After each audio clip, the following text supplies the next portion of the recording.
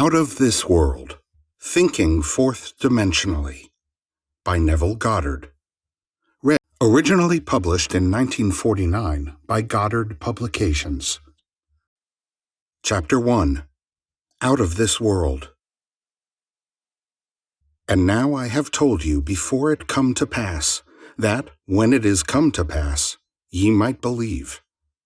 John, chapter 14, verse 29. Many persons, myself included, have observed events before they occurred. That is, before they occurred in this world of three dimensions. Since man can observe an event before it occurs in the three dimensions of space, life on Earth must proceed according to plan, and this plan must exist elsewhere in another dimension, and be slowly moving through our space.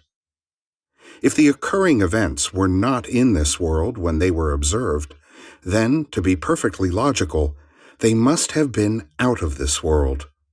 And whatever is there to be seen before it occurs here must be predetermined from the point of view of man awake in a three-dimensional world. Thus the question arises, are we able to alter our future? My object in writing these pages is to indicate possibilities inherent in man, to show that man can alter his future, but, thus altered, it forms again a deterministic sequence starting from the point of interference, a future that will be consistent with the alteration. The most remarkable feature of man's future is its flexibility. It is determined by his attitudes rather than by his acts. The cornerstone on which all things are based is man's concept of himself. He acts as he does and has the experiences that he does because his concept of himself is what it is, and for no other reason. Had he a different concept of self, he would act differently. A change of concept of self automatically alters his future, and a change in any term of his future series of experiences reciprocally alters his concept of self. Man's assumptions, which he regards as insignificant, produce effects that are considerable. Therefore, man should revise his estimate of an assumption and recognize its creative power. All changes take place in consciousness. The future, although prepared in every detail in advance, has several outcomes. At every moment of our lives, we have before us the choice of which of several futures we will choose. There are two actual outlooks on the world possessed by everyone, a natural focus and a spiritual focus. The ancient teachers called the one the carnal mind, the other the mind of Christ. We may differentiate them as ordinary waking consciousness, governed by our senses, and a controlled imagination, governed by desire. We recognize these two distinct centers of thought in the statement, "The natural man receiveth not the things of the Spirit of God, for they are foolishness unto him. Neither can he know them, for they are spiritually discerned." The natural view confines reality to the moment called now. To the natural view, the past and future are purely imaginary. The spiritual view, on the other hand, sees the contents of time. It sees events as distinct and separated as objects in space. The past and future are a present whole to the spiritual view. What is mental and subjective to the natural man is concrete and objective to the spiritual man. The habit of seeing only that which our senses permit renders us totally blind to what otherwise we could see. To cultivate the faculty of seeing the invisible, we should often deliberately disentangle our minds from the evidence of the senses and focus our attention on an invisible state, mentally feeling it and sensing it until it has all the distinctness of reality. Earnest, concentrated thought, focused in a particular direction, shuts out other sensations and causes them to disappear. We have but to concentrate on the state desired in order to see it. The habit of withdrawing attention from the region of sensation and concentrating it on the invisible develops our spiritual outlook and enables us to penetrate beyond the world of sense and to see that which is invisible. For the invisible things of Him from the creation of the world are clearly seen. Romans chapter 1, verse 20. This vision is completely independent of the natural faculties. Open it and quicken it. Without it, these instructions are useless, for the things of the Spirit are spiritually discerned. A little practice will convince us that we can, by controlling our imagination, reshape our future in harmony with our desire. Desire is the mainspring of action. We could not move a single finger unless we had a desire to move it. No matter what we do, we follow the desire which at the moment dominates our minds. When we break a habit, our desire to break it is greater than our desire to continue in the habit. The desires which impel us to action are those that hold our attention. A desire is but an awareness of something we lack or need to make our life more enjoyable. Desires always have some personal gain in view. The greater the anticipated gain, the more intense is the desire. There is no absolutely unselfish desire. Where there is nothing to gain, there is no desire, and consequently no action. The spiritual man speaks to the natural man through the language of desire. The key to progress in life and to the fulfillment of dreams lies in ready obedience to its voice. Unhesitating obedience to its voice is an immediate assumption of the wish fulfilled. To desire a state is to have it. As Pascal has said, "You would not have sought me had you not already found me." Man, by assuming the feeling of his wish fulfilled and then living and acting on this conviction, alters the future in harmony with his assumption. Assumptions awaken what they affirm. As soon as man assumes the feeling of his wish fulfilled, his four-dimensional self finds ways for the attainment of this end, discovers methods for its realization. I know of no clearer definition of the means by which we realize our desires than to experience in imagination what we would experience in the flesh were we to achieve our goal. This experience of the end wills the means. With its larger outlook, the four-dimensional self then constructs the means necessary to realize the accepted end. The undisciplined mind finds it difficult to assume a state which is denied by the senses. Here is a technique that makes it easy to encounter events before they occur, to call things which are not seen as though they were. People have a habit of slighting the importance of simple things, but this simple formula for changing the future was discovered after years of searching and experimenting. The first step in changing the future is desire. That is, define your objective. Know definitely what you want. Secondly, construct an event which you believe you would encounter following the fulfillment of your desire. An event which implies fulfillment of your desire, something that will have the action of self predominant. Thirdly, immobilize the physical body and induce a condition akin to sleep. Lie on a bed or relax in a chair and imagine that you are sleepy. Then, with eyelids closed and your attention focused on the action you intend to experience, in imagination, mentally feel yourself right into the proposed action, imagining all the while that you are actually performing the action here and now. You must always participate in the imaginary action, not merely stand back and look on, but you must feel that you are actually performing the action so that the imaginary sensation is real to you. It is important always to remember that the proposed action must be one which follows the fulfillment of your desire. And also, you must feel yourself into the action until it has all the vividness and distinctness of reality. For example, suppose you desired promotion in office. Being congratulated would be an event you would encounter following the fulfillment of your desire.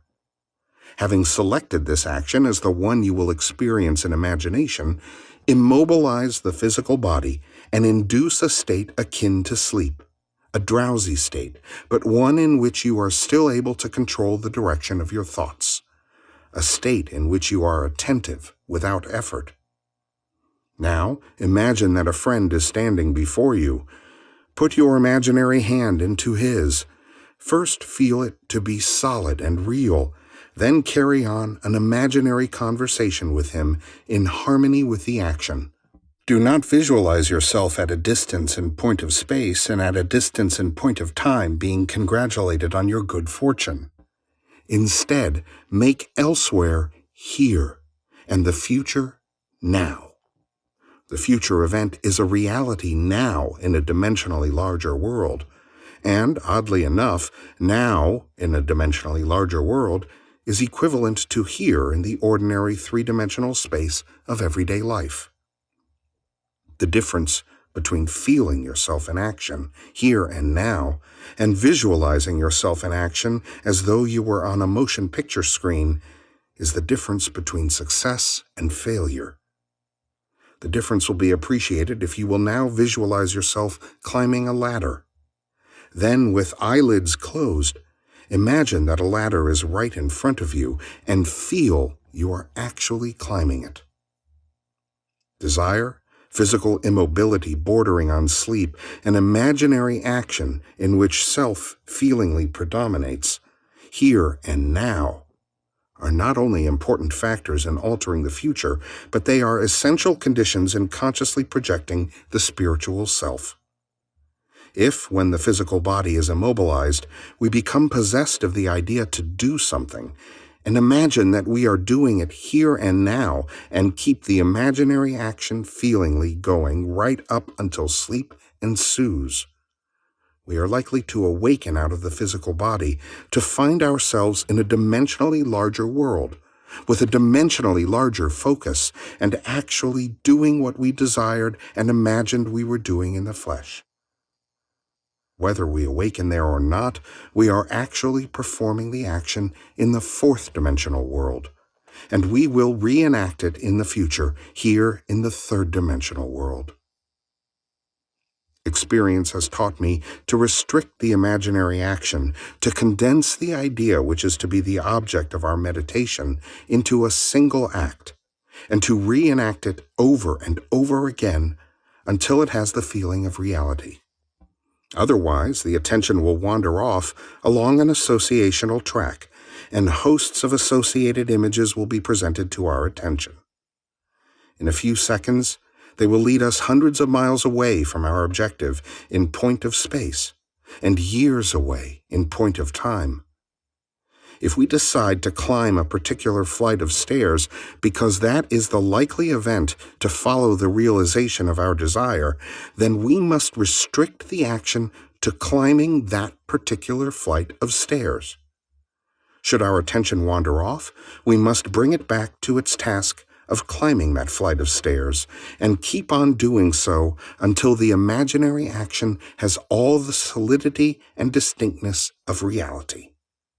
The idea must be maintained in the field of presentation without any sensible effort on our part. We must, with a minimum of effort, permeate the mind with the feeling of the wish fulfilled. Drowsiness facilitates change because it favors attention without effort, but it must not be pushed to the stage of sleep, in which we shall no longer be able to control the movements of our attention, but rather a moderate degree of drowsiness, in which we are still able to direct our thoughts. The most effective way to embody a desire is to assume the feeling of the wish fulfilled, and then, in a relaxed and sleepy state, repeat over and over again, like a lullaby, any short phrase which implies fulfillment of our desire, such as, "Thank you," as though we addressed a higher power for having done it for us. If, however, we seek a conscious projection into a dimensionally larger world, then we must keep the action going right up until sleep ensues. Experience in imagination, with all the distinctness of reality, what would be experienced in the flesh were you to achieve your goal.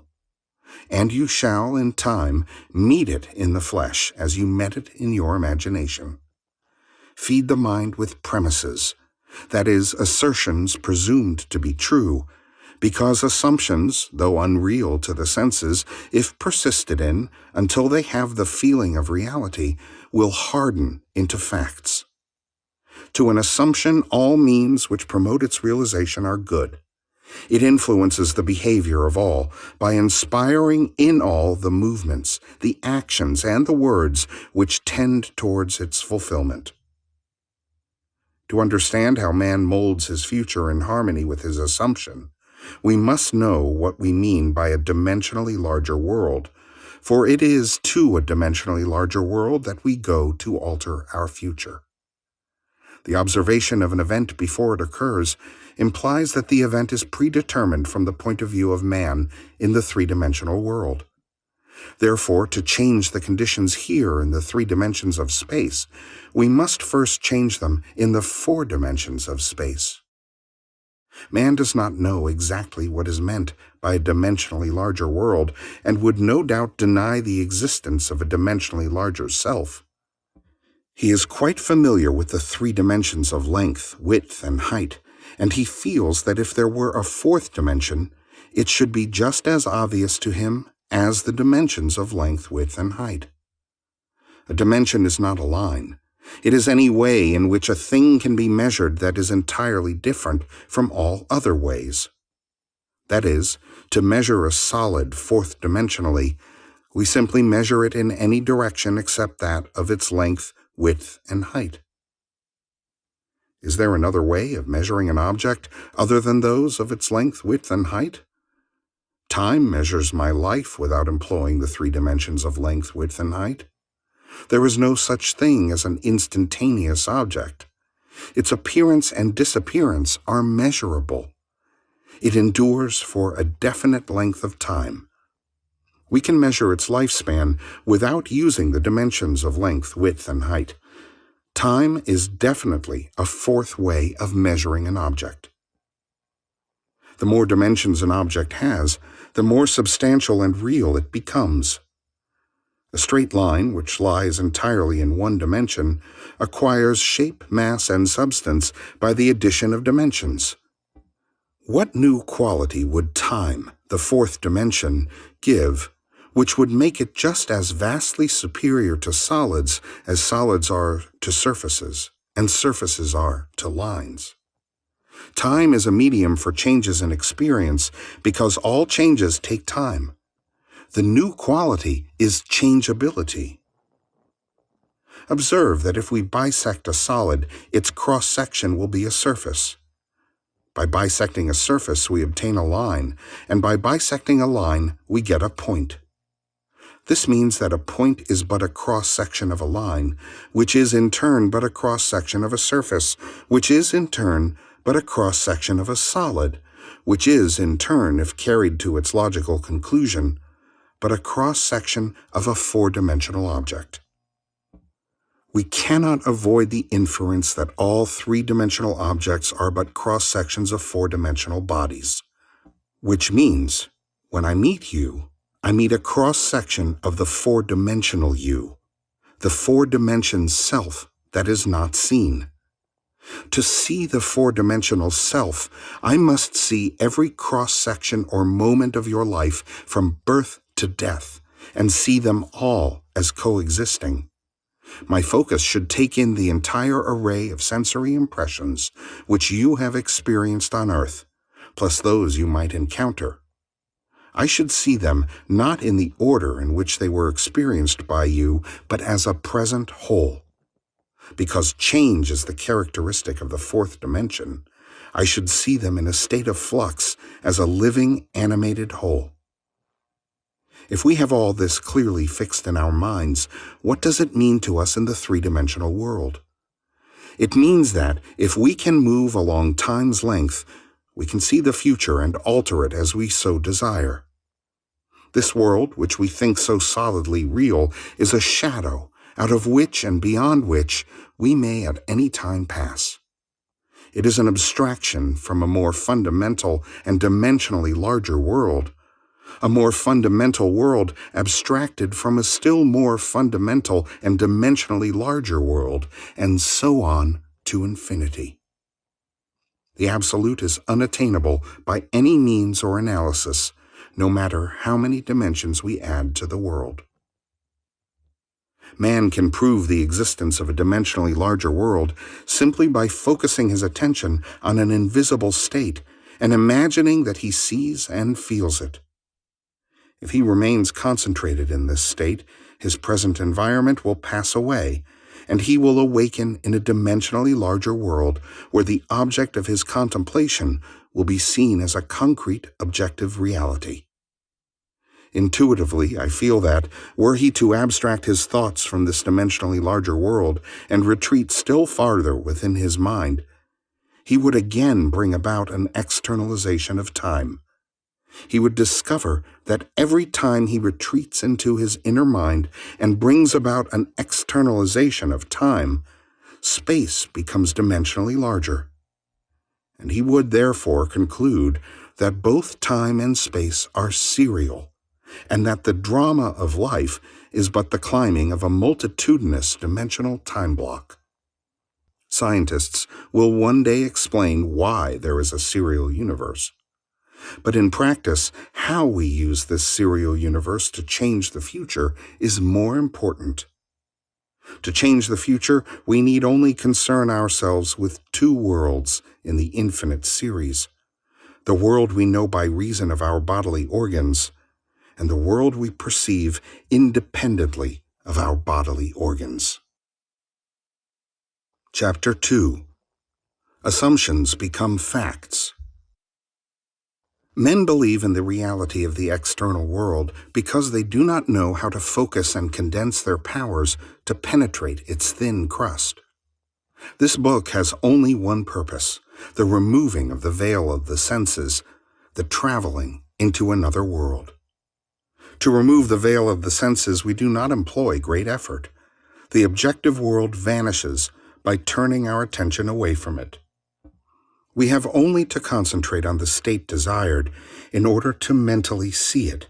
But to give it reality so that it will become an objective fact, we must focus attention upon the invisible state until it has the feeling of reality.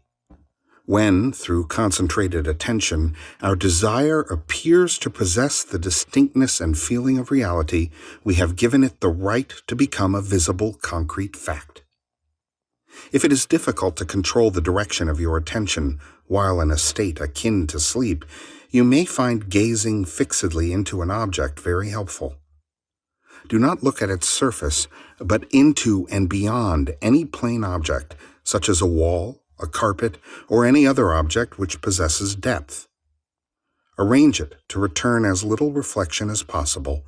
Imagine then that in this depth you are seeing and hearing what you want to see and hear until your attention is exclusively occupied by the imagined state. At the end of your meditation, when you awake from your controlled waking dream, you feel as though you had returned from a great distance. The visible world which you had shut out returns to consciousness, and by its very presence informs you that you have been self-deceived into believing that the object of your contemplation was real. But if you know that consciousness is the one and only reality, you will remain faithful to your vision, and by this sustained mental attitude confirm your gift of reality, and prove that you have the power to give reality to your desires, that they may become visible, concrete facts. Define your ideal and concentrate your attention upon the idea of identifying yourself with your ideal. Assume the feeling of being it, the feeling that would be yours were you already the embodiment of your ideal. Then live and act upon this conviction. This assumption, though denied by the senses, if persisted in, will become fact. You will know when you have succeeded in fixing the desired state in consciousness by simply looking mentally at the people you know. In dialogues with yourself, you are less inhibited and more sincere than in actual conversations with others. Therefore, the opportunity for self-analysis arises when you are surprised by your mental conversations with others. If you see them as you formerly saw them, you have not changed your concept of self. For all changes of concepts of self result in a changed relationship to your world. In your meditation, allow others to see you as they would see you were this new concept of self a concrete fact. You always seem to others an embodiment of the ideal you inspire. Therefore, in meditation, when you contemplate others, you must be seen by them mentally as you would be seen by them physically were your concept of self an objective fact. That is, in meditation you imagine that they see you expressing that which you desire to be. If you assume that you are what you want to be, your desire is fulfilled, and in fulfillment all longing is neutralized. You cannot continue desiring what you have already realized. Your desire is not something you labor to fulfill. It is recognizing something you already possess. It is assuming the feeling of being that which you desire to be. Believing and being are one. The conceiver and his conception are one. Therefore, that which you conceive yourself to be can never be so far off as even to be near, for nearness implies separation. If thou canst believe, all things are possible to him that believeth. Being is the substance of things hoped for, the evidence of things not yet seen. If you assume that you are what you want to be, then you will see others as they are related to your assumption. If, however, it is the good of others that you desire, then, in meditation, you must represent them to yourself as already being that which you desire them to be. It is through desire that you rise above your present sphere, and the road from longing to fulfillment is shortened as you experience in imagination what you would experience in the flesh, were you already the embodiment of the ideal you desired to be. I have stated that man has at every moment of time the choice before him which of several futures he will encounter. But the question arises, how is this possible when the experiences of man, awake in the three-dimensional world, are predetermined, as his observation of an event before it occurs implies? This ability to change the future will be seen if we liken the experiences of life on earth to this printed page.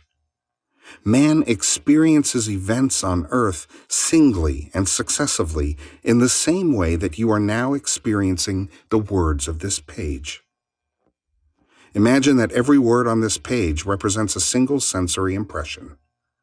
To get the context, to understand my meaning, you focus your vision on the first word in the upper left-hand corner, and then move your focus across the page from left to right, letting it fall on the words singly and successively.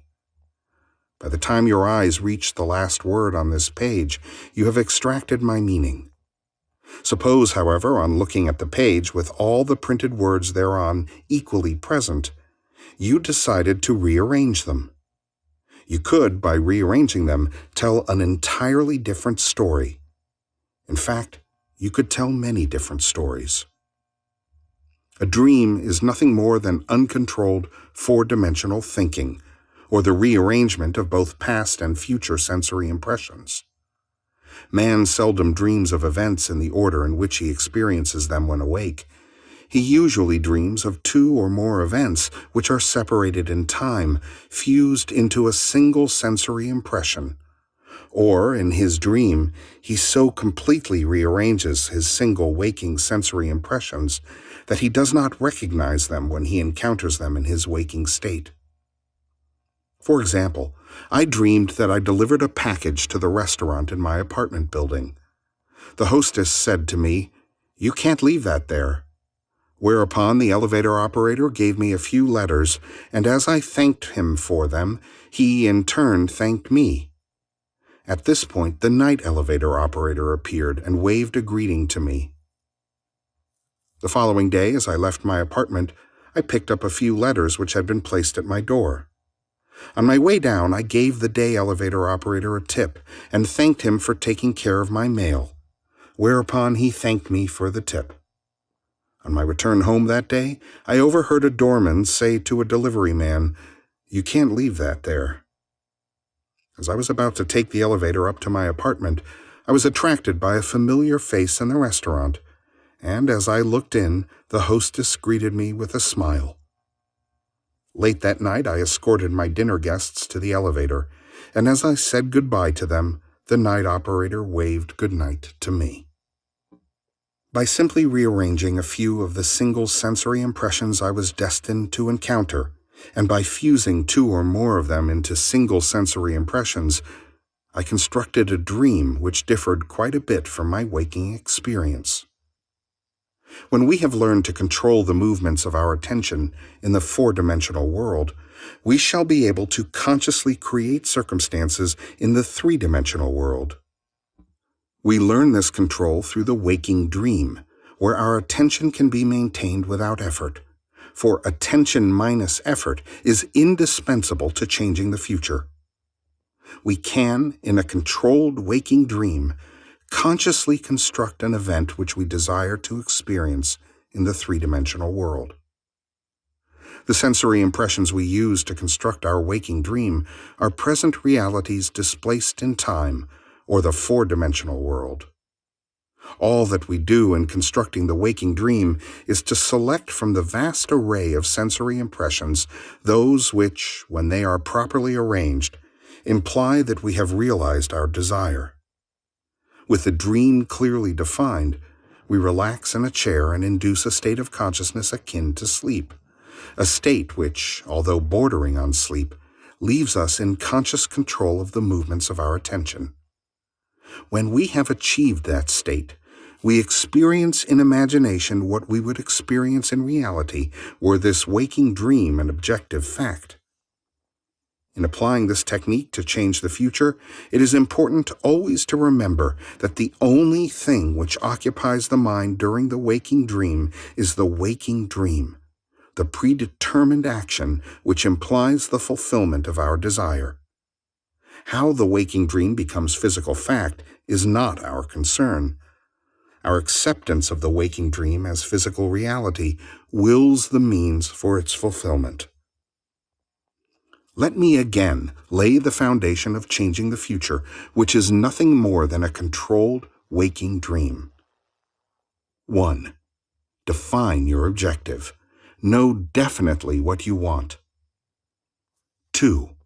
Construct an event which you believe you will encounter following the fulfillment of your desire, something which will have the action of self-predominant, an event which implies the fulfillment of your desire. 3. Immobilize the physical body and induce a state of consciousness akin to sleep. Then mentally feel yourself right into the proposed action, imagining all the while that you are actually performing the action here and now, so that you experience in imagination what you would experience in the flesh, were you now to realize your goal. Experience has convinced me that this is the perfect way to achieve my goal. However, my own many failures would convict me were I to imply that I have completely mastered the movements of my attention. I can, however, with the ancient teacher say, "This one thing I do, forgetting those things which are behind, and reaching forth unto those things which are before, I press toward the mark for the prize." Chapter 3. Power of Imagination. Ye shall know the truth, and the truth shall make you free. John, chapter 8, verse 32. Men claim that a true judgment must conform to the external reality to which it relates. This means that if I, while imprisoned, suggest to myself that I am free, and succeed in believing that I am free, it is true that I believe in my freedom, but it does not follow that I am free, for I may be the victim of illusion. But because of my own experiences, I have come to believe in so many strange things that I see little reason to doubt the truth of things that are beyond my experience. The ancient teachers warned us not to judge from appearances, because, said they, the truth need not conform to the external reality to which it relates. They claimed that we bore false witness if we imagined evil against another, that no matter how real our belief appears to be, how truly it conforms to the external reality to which it relates, if it does not make free the one of whom we hold the belief, it is untrue, and therefore a false judgment. We are called upon to deny the evidence of our senses and to imagine as true of our neighbor that which makes him free. Ye shall know the truth, and the truth shall make you free. To know the truth of our neighbor, we must assume that he is already that which he desires to be. Any concept we hold of another that is short of his fulfilled desire will not make him free, and therefore cannot be the truth. Instead of learning my craft in schools where attending courses and seminars is considered a substitute for self-acquired knowledge, my schooling was devoted almost exclusively to the power of imagination. I sat for hours imagining myself to be other than that which my reason and my senses dictated, until the imagined states were vivid as reality. So vivid that passer-by became but a part of my imagination and acted as I would have them. By the power of imagination, my fantasy led theirs and dictated to them their behavior and the discourse they held together while I was identified with my imagined state. Man's imagination is the man himself, and the world as imagination sees it is the real world. But it is our duty to imagine all that is lovely and of good report. The Lord seeth not as man seeth, for man looketh upon the outward appearance, but the Lord looketh upon the heart. As a man thinketh in his heart, so is he. In meditation, when the brain grows luminous, I find my imagination endowed with the magnetic power to attract to me whatsoever I desire.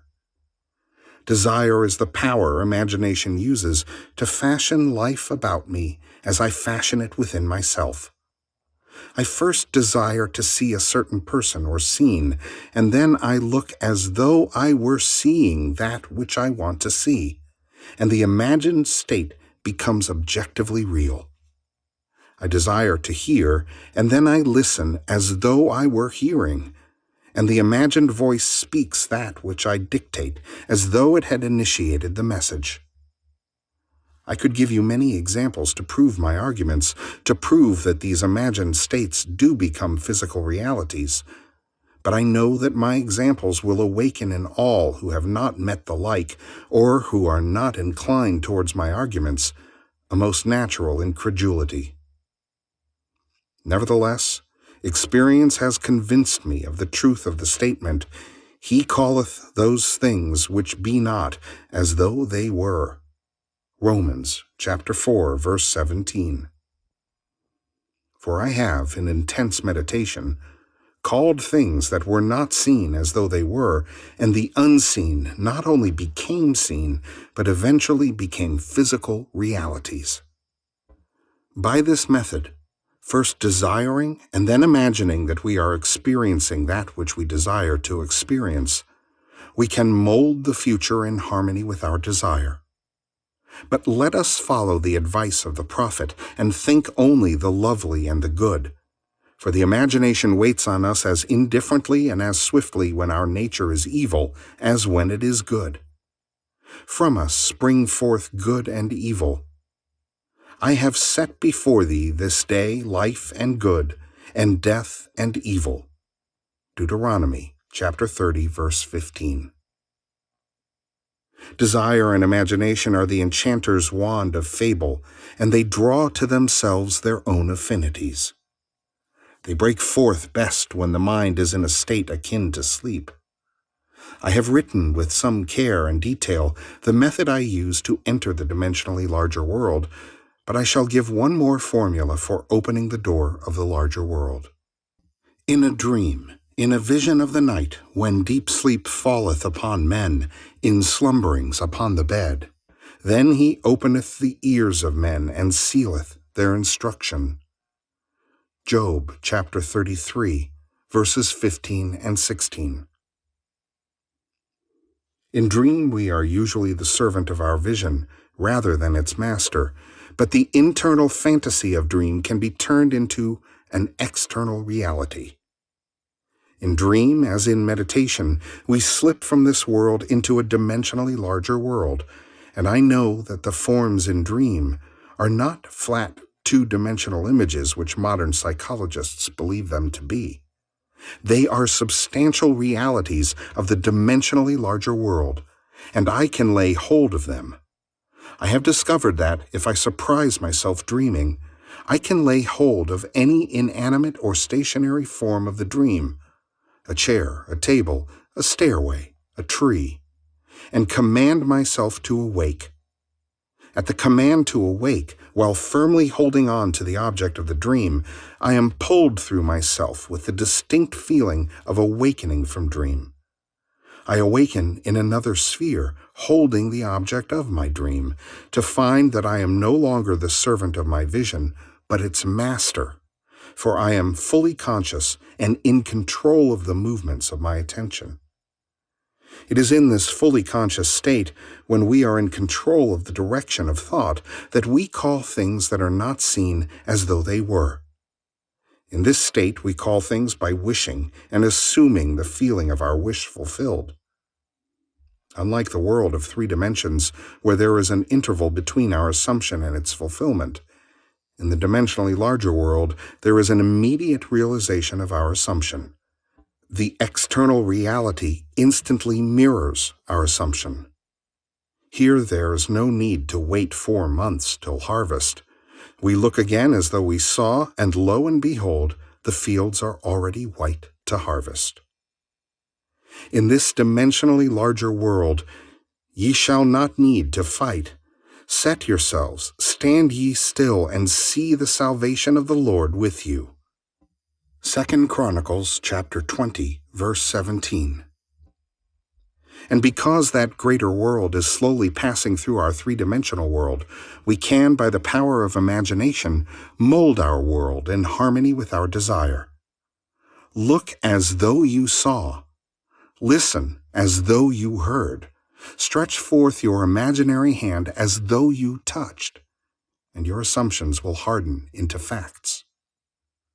To those who believe that a true judgment must conform to the external reality to which it relates, this will be foolishness and a stumbling block. But I preach and practice the fixing in consciousness of that which man desires to realize. Experience convinces me that fixed attitudes of mind, which do not conform to the external reality to which they relate and are therefore called imaginary, things which are not, will nevertheless bring to naught things that are. I do not wish to write a book of wonders, but rather to turn man's mind back to the one and only reality that the ancient teachers worshipped as God. All that was said of God was in reality said of man's consciousness. So we may say that, according as it is written, "He that glorieth, let him glory in his own consciousness." No man needs help to direct him in the application of this law of consciousness. I am is the self-definition of the Absolute, the root out of which everything grows. I am the vine. What is your answer to the eternal question, who am I? Your answer determines the part you play in the world's drama. Your answer, that is, your concept of self, need not conform to the external reality to which it relates. This great truth is revealed in the statement, "Let the weak say, I am strong. Joel chapter 3, verse 10. Look back over the good resolutions with which many past New Years are encumbered. They lived a little while and then they died. Why? Because they were severed from their root. Assume that you are that which you want to be. Experience in imagination what you would experience in the flesh, were you already that which you want to be. Remain faithful to your assumption so that you define yourself as that which you have assumed. Things have no life if they are severed from their roots, and our consciousness, our I amness, is the root of all that springs in our world. If ye believe not that I am he, ye shall die in your sins. John chapter 8, verse 24. That is, if I do not believe that I am already that which I desire to be, then I remain as I am, and die in my present concept of self. There is no power outside of the consciousness of man to resurrect and make alive that which man desires to experience. That man who is accustomed to call up at will whatever image he pleases will be, by virtue of the power of his imagination, master of his fate. I am the resurrection and the life.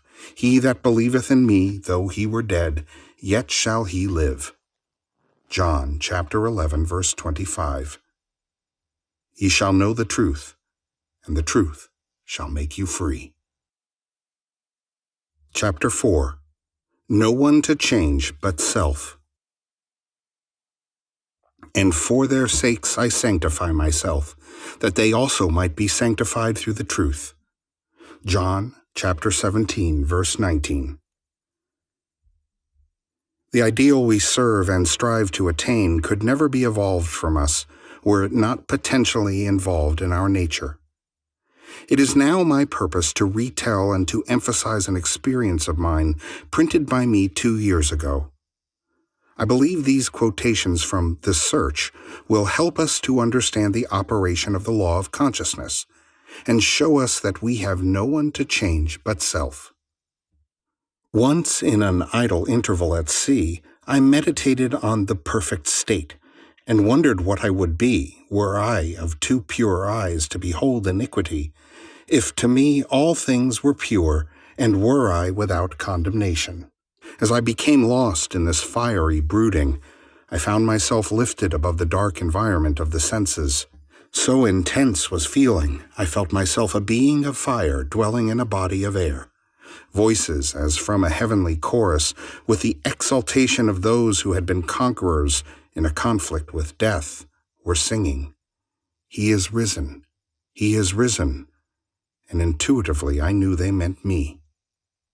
Then I seemed to be walking in the night. I soon came upon a scene that might have been the ancient pool of Bethesda, for in this place lay a great multitude of impotent folk, blind, halt, withered, waiting not for the moving of the water as of tradition, but waiting for me. As I came near, without thought or effort on my part, they were, one after the other, molded as by the magician of the beautiful. Eyes, hands, feet, all missing members, were drawn from some invisible reservoir and molded in harmony with that perfection which I felt springing within me. When all were made perfect, the chorus exulted, "It is finished." Then the scene dissolved and I awoke.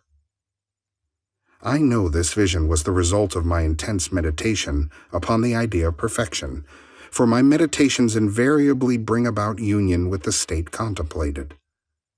I had been so completely absorbed within the idea that for a while I had become what I contemplated, and the high purpose with which I had for that moment identified myself drew the companionship of high things, and fashioned the vision in harmony with my inner nature. The ideal with which we are united works by association of ideas to awaken 1,000 moods to create a drama in keeping with the central idea. My mystical experiences have convinced me that there is no way to bring about the outer perfection we seek, other than by the transformation of ourselves.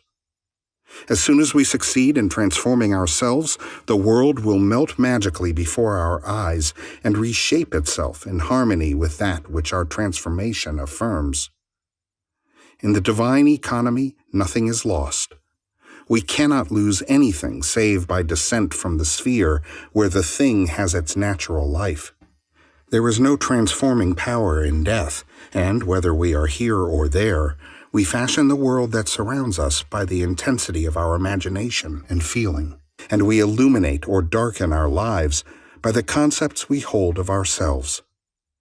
Nothing is more important to us than our conception of ourselves, and especially is this true of our concept of the dimensionally greater One within us. Those who help or hinder us, whether they know it or not, are the servants of that law which shapes outward circumstances in harmony with our inner nature. It is our conception of ourselves which frees or constrains us, though it may use material agencies to achieve its purpose. Because life molds the outer world to reflect the inner arrangement of our minds, there is no way of bringing about the outer perfection we seek other than by the transformation of ourselves. No help cometh from without. The hills to which we lift our eyes are those of an inner range. It is thus to our own consciousness that we must turn as to the only reality, the only foundation on which all phenomena can be explained. We can rely absolutely on the justice of this law to give us only that which is of the nature of ourselves. To attempt to change the world before we change our concept of ourselves is to struggle against the nature of things. There can be no outer change until there is first an inner change. As within, so without.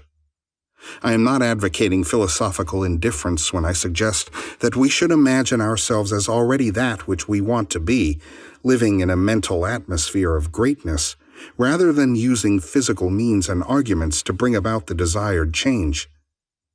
Everything we do, unaccompanied by a change of consciousness, is but futile readjustment of surfaces. However we toil or struggle, we can receive no more than our assumptions affirm. To protest against anything which happens to us is to protest against the law of our being and our rulership over our own destiny.